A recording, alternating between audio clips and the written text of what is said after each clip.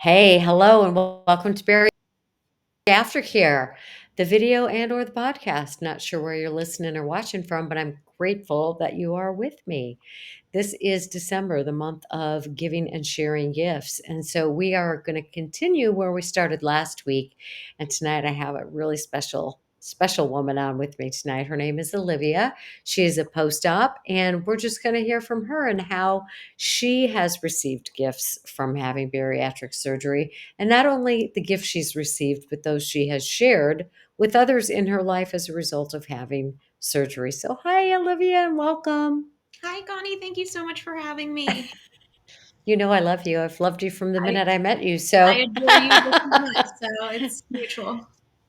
So I'm super happy to have you on and just to have you share your story. And, it doesn't have to be all the glamour and all the grateful things. Well, we are going to talk about gratitude, but it can be, there's difficult parts of this journey as well. And perhaps one even finds some gifts or some lessons through the difficult times. So, how long ago did you have your surgery?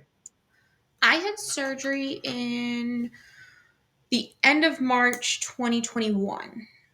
So it's almost been 2021. so it's almost been 2 years. Wow. Coming Okay. So, do you feel like you're still in the honeymoon stage? No, I do not. Okay. All right, Um, share that. I don't feel like I'm not. I just feel like I don't feel like there's not like so I wouldn't say like people who say like I automatically gained weight or whatever, but I definitely have to actively try a lot harder to maintain. So definitely the sweetness of like, oh, you can kind of fudge along a little bit. But I have Right. maintained, and so celebrating the fact that for the first time in ever, I've actually Mm, maintained a weight for almost 8 months now. So that's that never is happened. amazing. For the first time ever. So, in previous endeavors at weight loss, which so many people struggle with, it's been hard to maintain weight loss. Yes, I was definitely the queen of yo-yo dieting. So I was either on and on really hard or off and off really hard.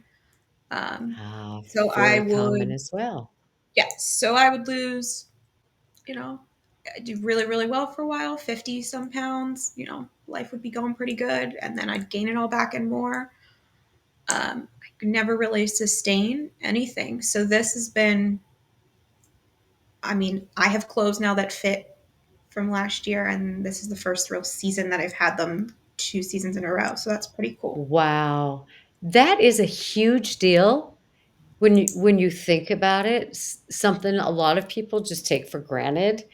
If you saw my Facebook post this weekend, I've been one of those people whose weight pretty much stayed the same for most of my adult life.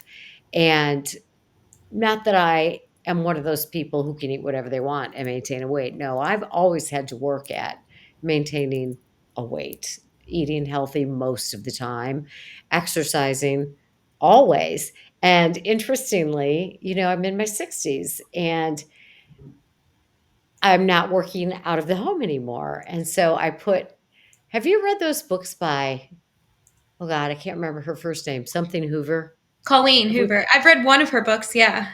which one did you read? I read Regretting You, I think. It's a back and Ah, forth. Have you read that one? no, I haven't read that one.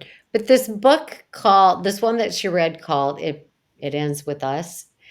They talk about these naked truths. That's one of the things the couple in the book always says, okay, I'm going to give you a naked truth. So I posted a naked truth, and it was that I finally got the courage to try on, like, I had like over 50 pairs of pants from working for so many years and just always wearing the same size. And for one of the very first times in my life, and it's happened probably maybe at two or three intervals in my life, I got rid of well over half of those clothes because they no longer fit.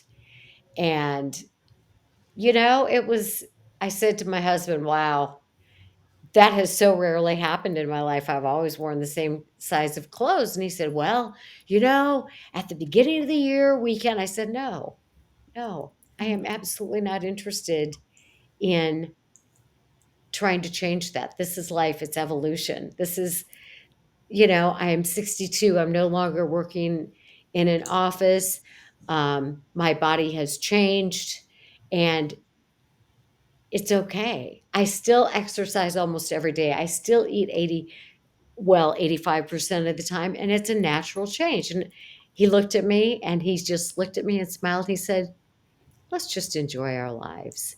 And I was so touched by that. You know, it's like, yeah, I will continue to put forth effort like you put forth effort every day, but I'm not going to obsess about it because this is life. Our weights change, right? Mhm. And that's just a reality. And so that was a big milestone for me, you know, that changing size. And for you, it's a big milestone to stay at the same size, Mhm. right? Yeah. But always we have to be wherever we're at in our own reality to accept the changes, right? And decide what we're willing to do about them and what is just going to be okay. And I think in a weird way, like but on the other side of surgery, I fantasized about what it would be like to buy clothes not in the plus size section and what all that would look like. And from this side, I really struggled. And I also really struggled going down in sizes every time I would buy something and then change. I was not expecting that. That was not something that I had ever thought. Thought I'd be rejoicing about it. And there was definitely a lot of But grieving. yes, talk about that. I was going to say, talk about how the difficulty and what the grieving was about. I, I'm not really 100% sure. Like, I don't think I have a pin in exactly what um, the grieving is. I think part of it is that I had never maintained. And so I'd finally get to somewhere that I was like, okay, I'd take a breath, be like, okay, I can handle this. And then 3 weeks later, my pants didn't fit anymore. Figuring out who I was, what I like, um, and honestly, the overwhelmingness of being able to really get something anywhere. Um, for so long, I had only been able to look at this little section of the store or order online or um, so it was very awkward. I still feel very awkward. I still feel very out of body sometimes when I specifically around clothes. And I thought clothes would be an area that would make me feel the epitome of fit or healthy or all of those things that it was something I really salivated over early on, and it's become Mm. it's a little bit of a challenge. It's not for me. It's not the like amazing thing that I kind of thought it was. It's not bad either, by the way. I'm not. Right, right. But the word overwhelming really caught my attention. Yes, I still feel very overwhelmed. I still Having definitely. so many choices. Mhm, mhm. Wow. I am so glad you brought that up because so many people just take that for granted too, right? And Yes. so now living in a smaller frame, it's like a realization for you and for other people of how limiting that was, but how overwhelming the options can be. Yeah, I went from one extreme to the other. It didn't feel like I thought I. In my head, I was in this perfect happy medium where I was like, okay, I can try on this. Or I also would say like when you go shop in plus size, typically what they have is the same pattern in four different things. Um, Oh, wow. so you You wear mean like, like a shirt, a dress, hmm, yeah. So it would often be like, okay. And so now figuring what matches is like a really weird, I know that's odd, but I'm like, no, it makes sense. does this, does this match? Does this go? Does this What fit about me? It used to just, I what if used to also just buy clothes to fit like and look yeah. as invisible as possible. Like I didn't really like look for clothes that I really liked. It was like, do I tolerate this? Um, Yeah. And so that's And also, that's what I was just gonna ask you. Are you like figuring out what's my style with clothes? I'm struggling to, but I am. I also, Good. given my profession, wear a lot of like very business clothes, and so that has been another very awkward like, oh, because I would just have one coat that I would wear, all the time, and so now I have other options, and that's been strange. Wow. I kind of feel like sometimes I feel like a Barbie, like dressing up, like, oh, Yeah. like imposter Yeah. syndrome a little bit. Okay, interesting. Interesting. Do you know Dr. Susan Mitchell? She has a podcast called Bariatric Surgery Success. I feel She's a like I've listened. dietitian. I think I've listened to one or two of hers before. She's real good, and, she's really smart too because her podcasts are like 10 minutes long, which is pretty much anybody can get through that, right? Right. But she and I are talking about imposter syndrome on the next episode that I'm on with her, and so I'm gonna bring that up that you just shared. It's like being an imposter, searching for clothes. Hmm. Goodness, Hmm. I've been in this field for 17 years, and you're opening my eyes to some things I hadn't really thought too much about. So, yeah, I wanted to backtrack a little bit because you said this is so common, being on really on the diet or really off. In retrospect, do you have any insight into what that was about for you, either all in or all out? Yeah, I think that's. I have very high anxiety, OCD, and I'm 100% a perfectionist, and also definitely struggle with eating and eating disorders and all that big, huge Right. ball of all of that. And I think, yeah, I was either on and doing everything perfect and counting every morsel of food and weighing every morsel of food, or I don't care. Um, Do and I you think remember what would flip you into or out of those modes? I don't necessarily know. Like I can look back and say, oh, I see where I flipped, but I can't necessarily pinpoint one specific thing that was happening at that time to make me flip. I do know that once I messed up, my head was like, you messed up, it's over. There was no grace, there was no ability to take a breath, reset. Um, and so it was, you messed up, and now you just might as well mess everything else up. Um, Right. it was also a control thing for sure, too. Um, So, how have you managed to avoid doing that as a post-op and maintaining your weight for 8 months? Because that is really remarkable. um, so, first and foremost, I every day start with a protein shake. Good. And that's my reset. I have at least a Beautiful. protein shake somewhere in my day. Most of the time, it's in the morning because that's when it's convenient for me.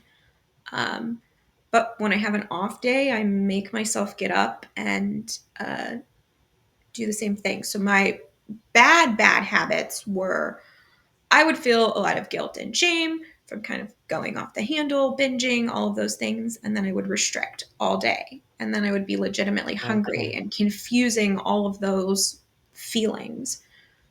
So my Mhm. instinct when I have something bad is to the next morning be like, I shouldn't be eating anything. I messed up. Oh, And sure. so the first thing I make myself do is drink a protein shake, Right. um, Perfect. to kind of reset that. Good for you. And saying we're starting every day new. And granted, that doesn't happen perfectly, but Sure. as you've taught me more often than not, and I try to do 90% at least, of I'm gonna reset, reset, reset. I love that. So, and I hope it's okay that I share this. I know you do therapy. Yeah, I'd be a Has mess that without made it, to be honest. has that made a difference in terms of, you know, being able to withstand having a slip or eating something that's not the best for a post-op and yet not falling completely off? That's something that I've really had to work on. I call it grace because I'm not forgiving of myself. I don't let myself have, um, anytime like I eat something bad and I don't like even using those words. I don't feel personally that those are a good thing. What something's bad or good, it just is. Right. And there was so much guilt and shame, a lot of guilt and shame. And a lot of times I struggle to keep not feeling that and just saying it's okay. You enjoyed that, but we're not going Mhm. to cycle that on. Um, Good job. so that's been something that I've really had to work with and being forgiving of myself.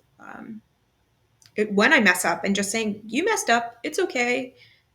Start again tomorrow or start again now. Like even if it's midday, it's starting Yes. and saying enjoyed eating whatever that was. Might not have been the best situation, but we're not going to carry that through and make it a day of crazy, which would You have know been what? how I'm going to go out on a limb here and say that is a gift you have given yourself in response to the benefits of the surgery, because that's a mindset thing. That is an effort to say, I can go full spiral and fall off the wagon and throw it all in, or I can make the effort and say to myself, wait a minute, let's get back on now. and sometimes I don't instantaneously catch myself. Like I catch myself Sure. later and I'm like, wait a second, hold on. So it's progress. It's not perfect Absolutely. every day for sure. So that also is a gift, right? Mhm. It's not it's not having to catch yourself in the moment and do it perfectly, but it's becoming aware at some point and making the choice to work in the direction of your goals. Yeah. Yeah. And I think like prior to surgery, um, weight and this issue and eating. And so I know you and I have talked quite a bit, but I am 100% of the mentality that this is a tool and without changing anything else, I'll be the same person and I am the same person. Why I'm in therapy, why I continue to do all of these things that I need to do for myself. Um, but I always felt like the weight was like Mount Everest, right? And there was never a way I was going to climb it. And so I think Sure. talking about surgery as a gift, the gift was that the mountain came down. It was still a mountain I had to climb. There's still been highs and lows and lots of problems. And not, I would recommend it to anybody who really wants to Sure. change. There's not a single thing that I would say, but it's not all roses and butterflies all the time. Mhm. And I also think um, in some of the social media worlds, there's some really great groups out Right. there. There are also some groups out there that are just like it's not reality, and uh, it, this is real, and I did do this, but it wasn't a magic fix, and it's been hard work. But it's been a lot more. It's been a lot of physical work, by the way, and all of the things, but the mental work has been tremendous. Um, Oh boy. Okay, let's talk about both of those things. The physical work, describe what you're referring to. Well, I think the physical work of so my pre-op was very intense, six whole months, and then I had Nice. yeah, and then I had 2 weeks of complete liquids. I didn't. Everybody should follow what their doctor says, but my doctor was a complete 2 week of full liquids, only protein shakes. That was one of the hardest Wow. things I've had to do, but that was when I really realized I was in this because I think and I know that there's reasons you do it, liver shrinking, all of that. And I'm not here to say, but the mental capacity that I had to go through to not cheat, to not, that's how I knew I was ready. And that's how I Oh, I knew love I had that. grown. Um, I needed that 2 weeks because had I not been able to do that, I wouldn't have been able to do anything else. Once you got through that, then you're learning more of re entering food. And that's a weird, awkward stage. But I really think the hardest work physically was getting disciplined in that 6 months beforehand and then the 2 weeks of complete liquids. And then you come back from surgery and I had another 3 weeks of liquids. But you're not really hungry. So, you're still, so Exactly. It's it's a a little whole different. lot easier at that point. Yeah. Yeah. So it's just a little Yeah. different. Um, so that was to me the hardest work and really deciding that I wanted to be in, really learning about food. I mean, like, I'm not, uneducated in the sense of food, but I had no idea how much protein I should be having. I'd counted calories my whole entire life, numerous Right. times through numerous programs, and I basically realized that for me, I mean, I don't want to talk for anybody else, but calories are not what I should be counting. Right. They're an irrelevant number. Um, so that was like more of the physical work, and then just being really disciplined, being disciplined to eat every few hours, being disciplined to wake up and have a protein shake, being disciplined, all of those things that now come a lot easier because they're just habits. Um, Stop the presses. What you just said, I really want to make a point of. What I'm hearing is that you took this pre-op seriously and you started engaging in what you were taught along the way, which not only showed you that you were ready and willing to make the commitment, right? It's living commitment. Commitment is so much more than a word. You were living the commitment, which I really, really hope people hear because that pre op work is not just to check off lists for the insurance company. There's a method to that madness. And I know patients don't like hearing this, but I love that you had a 6 month period of time. I I think that is super critical. I wouldn't. I mean, it was frustrating. I have been on the side of it was frustrating, and a long process. And living day in and day out of that 6 months was hard. It was really hard. Um, but and maybe that's because, I mean, for my doctor, I'm a little bit of a younger bariatric patient Hmm. than the typical general graph of age. And I kept reading these stories that people are gaining weight back. Um, And I was like, oh my gosh, if I do this, I'm almost 30, but what's going to happen if 10 years I'm going to be 40 and, you know. So I think that's what really made me put in really, really hard work for the 6 months. And quite frankly, my husband was fantastic. We revamped everything, started cooking Love it. totally different. So, yeah, I I just, love that. Okay, that all these points you're bringing up are so good. This is not something that is a singular person event. If you live in a home with other people, this affects everybody in that home. And I love hearing that your husband was willing to make the changes with you because that kind of support is really, really critical. yeah, yeah. I mean, you have to want it first, but then you need to surround yourself with people who want it too. I mean, going out with friends who I used to binge with or have, Mhm. that's probably not a good situation. And a lot of times during that 6 months, I had to say no. I had to say no, thank you.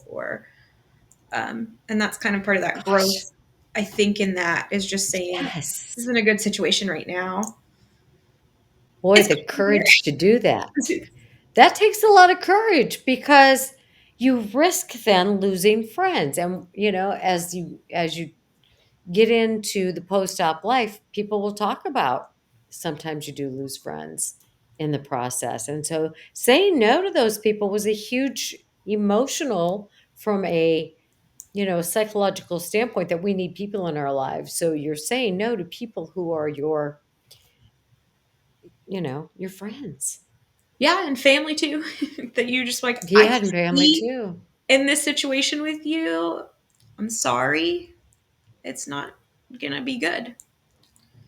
So, everybody listening, understand that it is possible. It is not easy to say no. It is not easy to get up the courage to stand up for yourself and your health. But what I'm hearing Olivia talk about that I would love to give everybody as a gift is that absolute determination. The how willing are you to go to get what you say you want? And what I hear you saying, Olivia, is you were willing to do what it took to get to where you wanted to be. You were willing to change your lifestyle. You were willing to change your mindset. You were willing to change your friend group if necessary. You were willing to say no in cases where it meant that it wasn't going to be good for you. And those are all really hard things to do for every human being. They are. And I do want to just go back for 1 second. I had attempted kind of and looked into surgery numerous times. So I don't want it to sound like I just magically was like, I'm going to do this. It was a very long journey.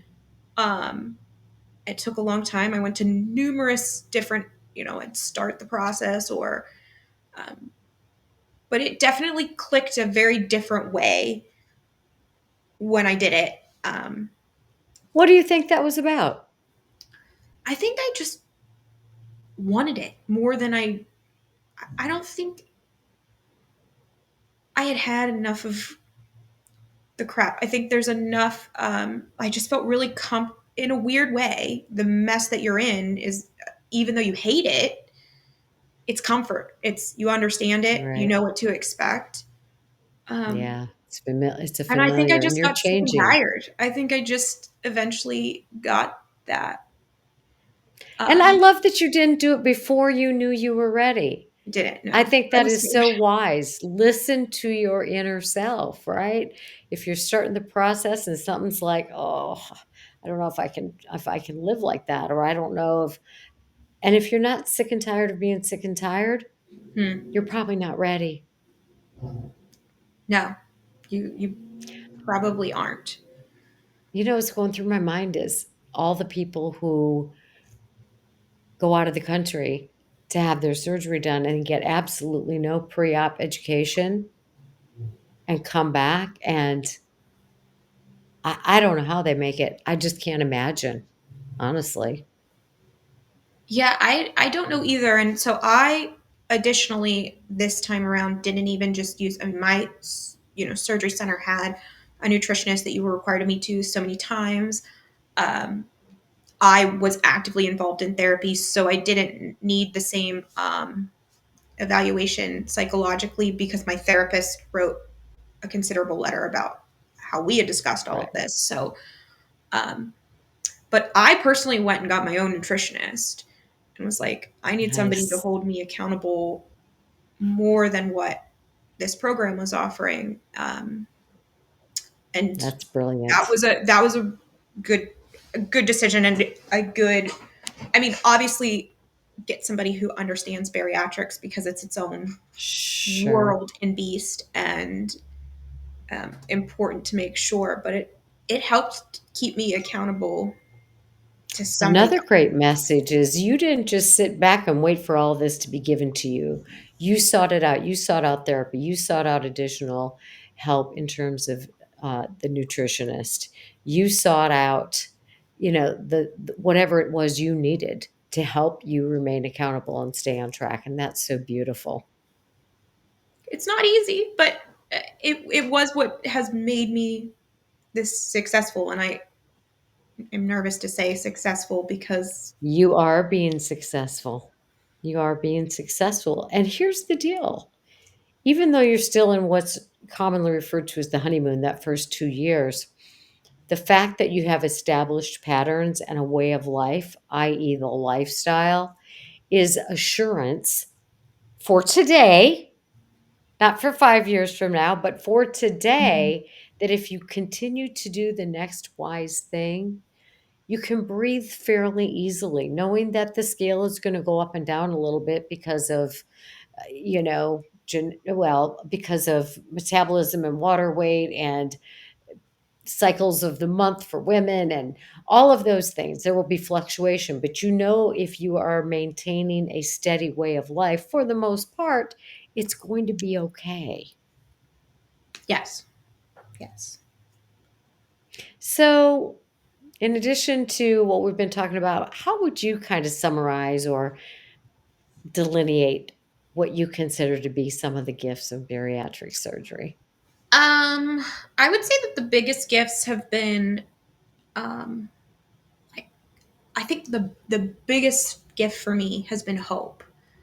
Um, Oh, like I said, that mountain became something that I was like, I can do this. I can, because I always felt like I couldn't before. And every time I tried, it just ended in an unraveled disaster, and most of the time worse than where I right. started. Hmm. But it's also given me hope in things that I never thought I would do. Um, there's been lots Like of, what? I like just in career wise, I've made changes that I never thought I would have done. Had you told me pre surgery Olivia was going to do this, I would have probably laughed in your little face. But Mm. I definitely think that and I think that that's not necessarily, I would like to believe that it's not necessarily has anything to do with how I physically look or physically see myself or any of that. I think that that's really been more of that mental Mm. work and challenge.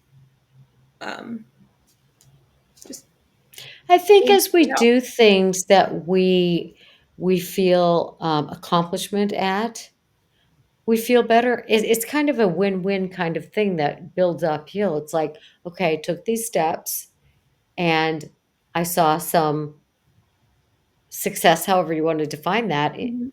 even in terms of follow through, and that makes you feel better and that makes you feel more motivated. So it's not just the weight loss, but it's the mental rewards for following through with some of the discipline and the behaviors. And I also think it's again, I've now worked really hard to conquer this, so I feel that I can conquer other things.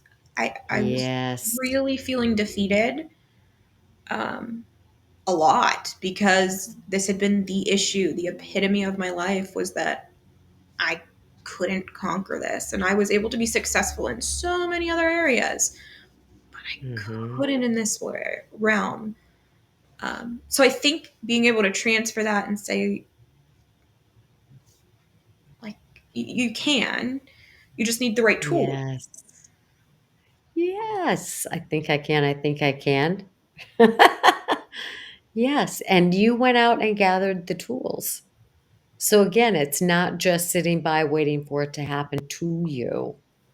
It's taking an active part and making it happen because of you, Yeah, along with the gift of surgery. it is. So And you've got surgery in itself is 100% a gift that I was a million times blessed over again, and my husband was a million times blessed over again. Um, he is a so one. how have the gifts you've received, played out in your marriage, in your friendships, in your family? Because I know those are all important areas of your life. Um, so with my husband, he's been supportive throughout the entire thing, but he also, I'm very, very blessed because he loved me as a big girl and he loves me just the same now, loves my health now more. Um, was very worried about my health when I was at my Hmm. largest, and rightfully so. Um, but he likes to make comments like, "Oh my gosh, you can do things." For my 30th birthday, I went horseback riding. I never could have done things like that. Oh I didn't my make the gosh. weight for that. So we've Yeah. been able to do a lot more adventurous type things, which has been great. It's been, Especially at your age. I mean, you're young. Getting out there and doing things young people should be able to do. yeah. And I sat on the sidelines Enjoying a life. lot. a lot Mm. prior to. So So this has been a the great gift of opportunity to being really like, involved, yeah. being actively a part of your life. Yeah. And really, that is a beautiful thing, knowing that your husband loves you regardless, Hmm. Oh, right? Yeah, absolutely. But he loves my health more, and that's right. that's So, like something I can't ever thank him enough for, is that, mhm. and seeing the my gifts and talents and all of that despite my issues and despite all of that, but also being able to say, whoa, I think we have a little bit of a problem here. And we, want a family eventually and really want a healthy, well knit family. And so that's was I'm going part to of just the interject here because this is a perfect segue to this thing that has nothing to do with weight, really. It's what you just said, though. And what you just said is a critical determination in how likely couples are to make it as a couple through long marriage. So I'll just tell you, you got it going on. But here's what it was. And I heard this actually in church, but the preacher was given a three-part series on relationships. And in the last one, he was talking about how they have done so much research in couples therapy, and they can determine early on which couples are most likely to make it and not get divorced. And what you just said is the way they determine it. If a couple comes in and they say, "We have a problem," we as a team have a problem and it's outside of us, and we as a team need to tackle this together and figure out how to work it. Now, it may be that one person, like in my case, being the addict, had what seemed to me more of a problem than my husband, but we went and said, "We have a problem. The problem is this addiction and it's affecting our marriage." You guys said, "We have a problem and we don't want it to affect our lives going forward." And so, just as a sidebar for anybody who's in a relationship, think about how you think of problems as a couple. Are they a problem that you guys are looking at as a couple and it's our problem and you're going to tackle it together? Or does he have a problem or she has a problem? And by God, they better get it together. Just an FYI there. And I think it was that mindset, that same thing, that when, I was completely eating a whole different, cooking different meals, he was right there cooking, helping pack my lunch, making sure. I mean, that truly came from him as well, because he wanted this for me, or for us, but for me too, Yes. for our future. So Yes. Kudos to the two of you, by the way. All right, very good. So what about your family? You've got a big, mushy old family that I loves do. each other, and I how do. have your gifts poured out onto them? I would think that if they were to say something, it would be that I definitely have more boundaries in areas. I have now said, we're not doing this, or I'm not doing this, or I'm not coming to this, or I'm not eating this. Um, I used to, and still struggle with, being the squeaky kind of wheel in that situation, especially in my very loud, boisterous family. Um, but I think the thing that people will tell you now is that I'm not going to budge, and that this is what I want. And it's not perfect, and but I think we've had to really revamp. And a lot of my eating problems truly come from my family. I love them all very Of course. dearly, but that's Mhm. where I learned a lot of this behavior, Yeah, it, intentionally or not. It is what it is. And I certainly don't blame any of them, but right. I definitely came forward and said, no, I can't do this. And my immediate family has been nothing but super supportive. One of my brothers took care of me after surgery. They're Oh, all very, very, very supportive and um, very excited for me and my husband and our future and okay. things that are coming. Well, I'm excited for you and your husband and your future. And I would just like people to listen to this again and again because you've made so many really good points and pointed out things that I think everybody struggles with.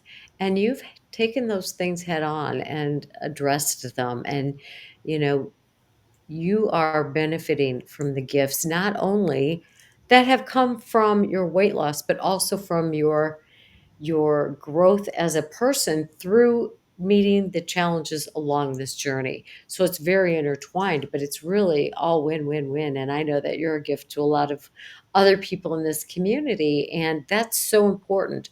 One final thing I would like you to comment on, and I've never really asked anybody this. It's talked about very openly, but I would like to hear, we talk about there are healthy groups online and unhealthy groups online. And from your observation, what would you say differentiate those? How would you say, that seems to be a kind of a healthy group, that watch out for that kind of thing? So for me personally, what has been my delineation is the groups that are just like before and after photos. And while that is great, and those can be very um, like great Encouraging. juxtaposition and very encouraging to your mind to see that of yourself, it's not all everything. Um, and sometimes we get some people get so focused on those that I don't think that they're addressing the Yes. other issues. So I think for me, and it was a lot of people in those groups, typically, in my opinion, trying to get outside comfort and be like, yeah, you look so beautiful, you look so, and you do, and sometimes we do need that. But some Sure. of those groups was just, it was too much for, So it looks and I like did this it for looks like myself. That's, I think yeah. Mm, I had to remember mhm. that I didn't do this for somebody else to say, wow, you look amazing. I didn't do it for any of that. I did it for myself. So those groups are not helpful to me. And they don't Right. often hold people accountable. You know, it's not all roses. Yeah, that's what scares me is the lack of accountability stuff. And like you said, there's a time and a place and there's nothing wrong with wow, I feel pretty. I feel beautiful for the first time or I feel like I look good and so I want to see that before and after. That's a part of it. But if that's all there is to it, you're missing the reality. And the reality are the things that you've talked about. The real life day to day. This is not hard. This is about discipline. This is about saying no to myself and to others at times. This is about making significant changes. It's about getting on track when I fall off. It's about staying the course. And that is not all there is to a before and after picture for sure. Yeah. So So that's stick been to what's my real. delineation personally, is if it's too much of like everybody commenting on how good you look, I think I have grown well beyond surgery through this process. Yes. And so um, that's what I would like to continue to focus on and see in other groups Yes. as well. I love that.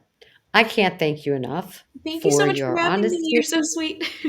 vulnerability, for all the ways you share with so many others. And I just look forward to seeing, you blossom even more in your journey and as the amazing woman that you are. Look out, world. Thank This you girl so knows how much. to hold her shoulders A back lot and walk thanks like to she you owns though. You've been a true gift to us. well, you're a gift to me too, girl. All right. Thank you, Olivia. And again, listen to this more than once. A lot of good nuggets in here. All right, girl. I appreciate you so much. Thanks, Connie. Thanks, everybody. All right. Bye bye.